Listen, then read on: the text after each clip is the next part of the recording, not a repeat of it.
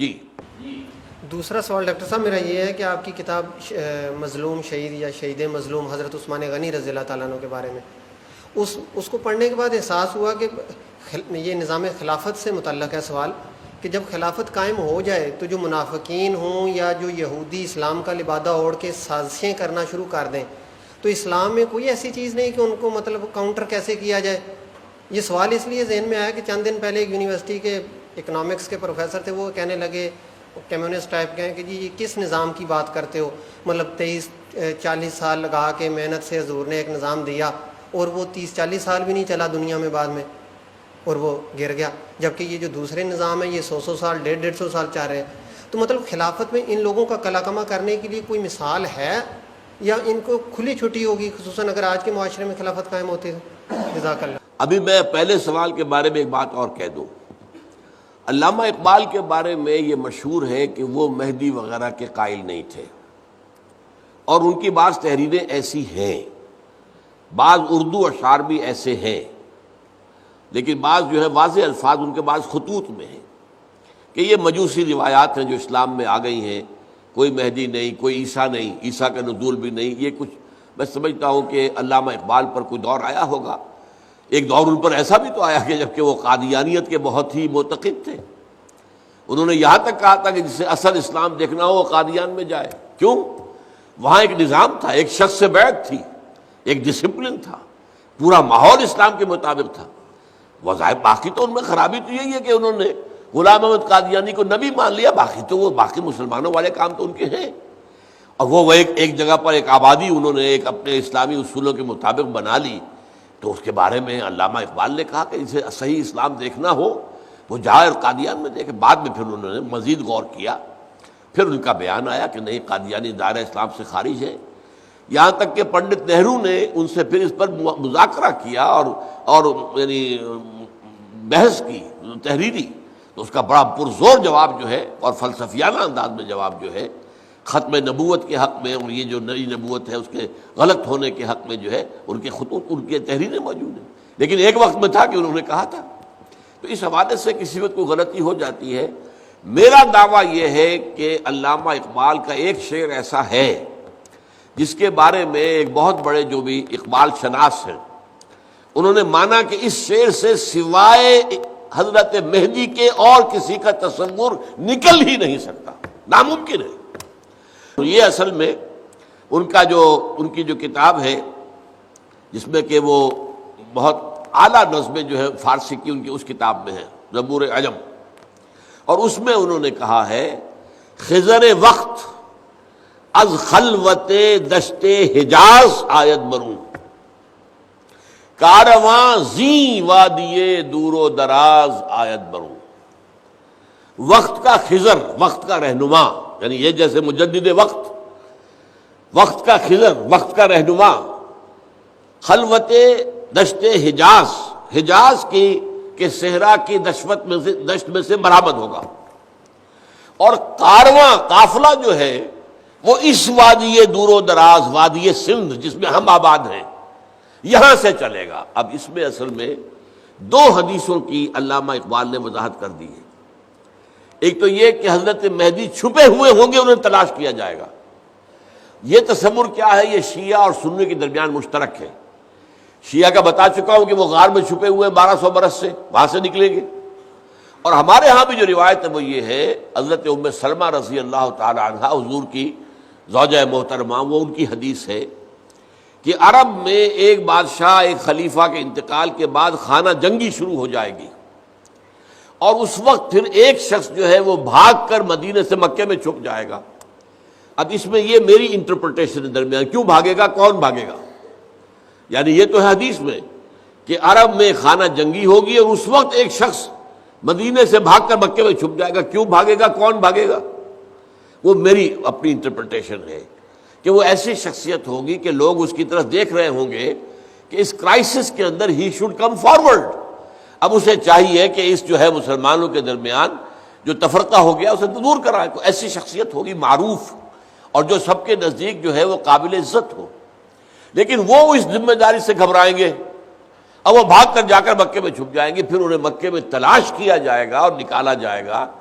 اور ان کے ہاتھ پر بیعت کی جائے گی حجر اسود اور مقام ابراہیم کے درمیان، اور زبردستی کی جائے گی، وہ نہیں چاہیں گے کہ ان کے ہاتھ پر بیعت کی جائے۔ یہ حدیث ہمارے ہاں بھی ہے۔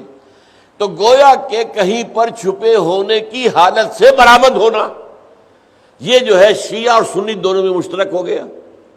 اور یہ وہ پہلا مصرع ہے، خضر وقت از خلوت دشت حجاز آیت برو۔ وہ جو خضر وقت ہوں گے، جنہیں میں کہہ رہا ہوں مجدد وقت، وہ دشت حجاز کے کسی گوشے سے برآمد ہوں گے۔ دوسری حدیث کیا ہے؟ یخرج الناس من المشرق یؤتون للمہدی، یعنی سلطان ہی، مشرق سے فوجیں جائیں گی، کسی مشرقی ملک سے، جو مہدی کی حکومت قائم کریں گی عرب کے اندر۔ اس حدیث کا مصداق علامہ اقبال کہہ رہے ہیں کہ یہی وادی سندھ ہے، یہاں سے فوجیں جائیں گی، یہ اسلام کے لیے بننے والا ملک ہے یہ وادی سندھ۔ اور وادی سندھ میں بہت عجیب بات ہے جو اکثر آپ لوگوں نے نہیں سمجھی ہوگی، ہم وادی سندھ سمجھتے ہیں صرف پاکستان میں ہے، وادی سندھ کا آدھا حصہ افغانستان میں ہے۔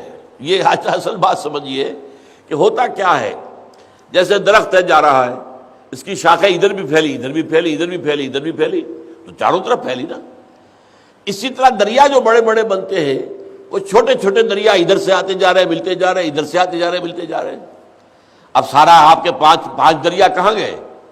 دریائے ستلج بیاس مل کر چلے گئے، آگے چل کر راوی آ گیا، چناب آ گیا، جہلم آ گیا، کہاں گئے؟ یہ سندھ میں گئے۔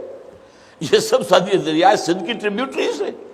پھر اوپر ایک دریائے سواں ہے، اور ایک اس سے اوپر بھی اور آتا ہے جہاں ہیرو، دریا ہیرو، اور یہ وہ چلتے رہتے، چھوٹے چھوٹے دریا تو بے شمار ہیں۔ آپ جب جاتے ہیں موٹر وے پر تو فلاں برج آ گیا، فلاں برج آ گیا، ہم تو صرف 5 دریاؤں کے نام جانتے ہیں، ستلج، بیاس، راوی، چناب، جہلم، اللہ اللہ خیر صلی اللہ۔ بیاس تو یہاں آتا ہی نہیں، ہو تو وہیں کا وہیں جو ہے ستلج کے اندر گم ہو جاتا ہے۔ اسی طرح افغانستان کے سارے دریا آ رہے ہیں، وہ بھی تو سندھ میں آ رہے ہیں۔ دریائے کابل کہاں سے آ رہا ہے؟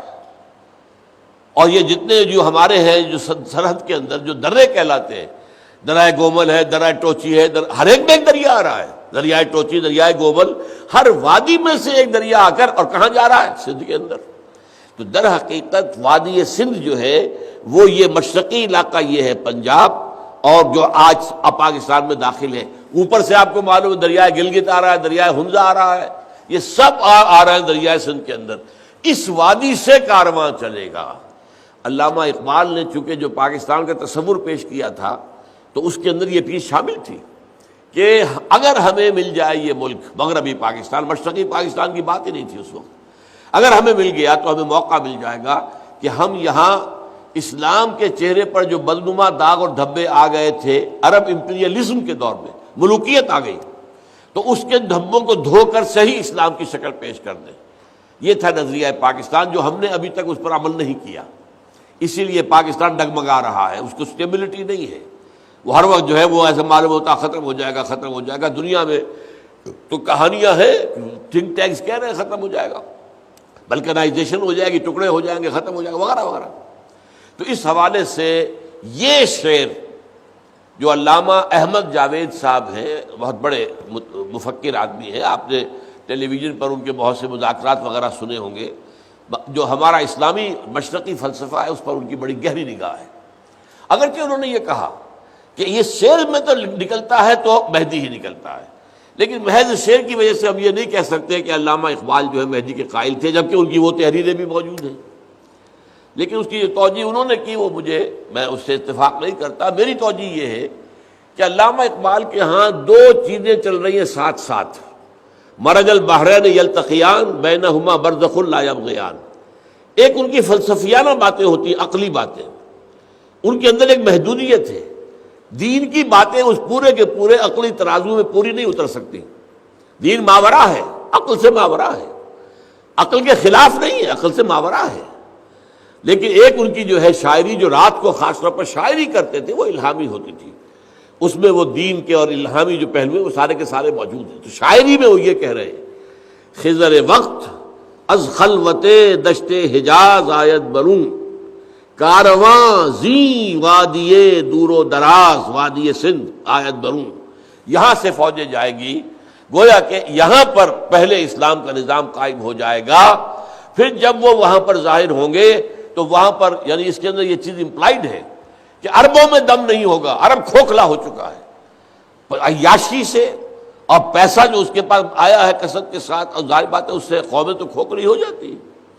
عرب بحیثیت مجموعی امت مسلمہ کی قیادت سے معزول کیے جا چکے ہیں۔ کب معزول کیے گئے؟ 1258 میں، جب یہ ہے کہ آخری خلیفہ جو تھا عباسی مستعصم باللہ، اسے تاتاریوں نے محل میں سے گھسیٹ کر باہر نکالا اور ایک کسی جانور کی لاش میں لپیٹا اور سڑک پر ڈال دیا اور پھر گھوڑے دوڑا دیے۔ دیٹ واز دی پوائنٹ کہ اس کے بعد سے عربوں کو قیادت نہیں ہے عالم اسلام کی۔ اس کے بعد قیادت آئی، وہی تاتاری مسلمان ہو گئے۔ تو یہ Mughal, Terken Timuri, Terken صفوی، Terken Seljuqi, Terken Usmani, they were the Turks, all these four، یہ بڑی جو سلطنت قائم ہوئی ہے، all four were تاتاریز۔ بہرحال ایک بات تو یہ ہو گئی جو میں نے آپ کو بتائی ہے علامہ اقبال کے بارے میں، کہ حضرت مہدی کے بارے میں اگرچہ ان کی اردو کچھ خطوط کے اندر تحریریں واضح ہیں تو وہ اس کو نہیں مانتے، اور یہ کہ بعض اور جگہ پر بھی اشارات بھی ہیں، شاعری میں اتنا کلیئر نہیں ہے ان کا۔ البتہ یہ شعر جو ہے میرے نزدیک، اس کے بارے میں میں نے آپ کے سامنے، مجھے تو یقین ہے اور میں سمجھتا ہوں کہ یہ علامہ اقبال کی جو الہامی شاعری کا حصہ ہے یہ صحیح ہے۔ دوسرا جو ہے وہ عقلی منطق والی بات ہے، جسے وہ حرف پیچا پیچ کہتے ہیں، حرف پیچا پیچ، حرف نیش زن۔ ایک میرا حرف وہ ہے جو جیسے کہ بچھو کا ڈنک مرتا ہے، ایسا میرا شعر جو ہے وہ تو اس طرح انسان پر اثر کرتا ہے جیسے کہ بچھو نے ڈنک مارا ہو۔ ایک حرف پیچا پیچ ہے تو اس میں تو آدمی الجھ جاتا ہے۔ یہ فلسفے کی بحثیں جہاں ہوں گی تو الجھاؤ پیدا کریں گی اور کیا کریں گی۔ بہرحال یہاں تک تو بات ختم ہو گئی۔ اس پہلے حصے کے بارے میں میں نے مزید چاہا، جب اتنی بات آ گئی ہے تو یہ بات واضح ہو جائے۔ یہ جو دنیا میں کہا جاتا ہے، یہ میری ایک کتاب ہے بر عظیم پاک و ہند میں اسلام کے انقلابی تصور کی تجدید و تعمیل، اس میں نے اس پر بحث کی ہے۔